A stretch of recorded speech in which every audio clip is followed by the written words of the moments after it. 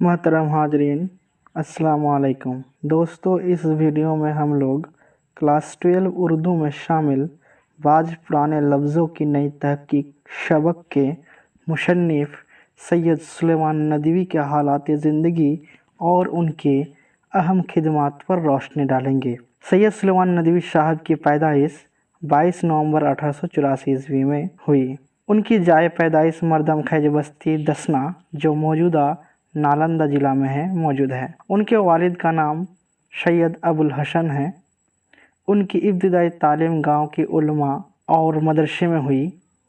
آگے کی پڑھائی کے لیے مدرسہ امدادیہ دربھنگہ میں داخلہ لیا اور پھر اعلیٰ تعلیم حاصل کرنے کے لیے دارالعلوم ندوۃ العلماء 1901 میں آئے، جہاں شبلی لمانی جیسے شخصیات سے تعلیم حاصل کرنے کا موقع ملا۔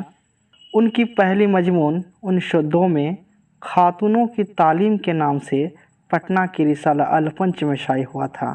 ان کی مقبول و معروف مضامین میں نقوش سلیمانی، ہماری زبان کا نام، مضامین سلیمان، مقالات سلیمان وغیرہ ہیں۔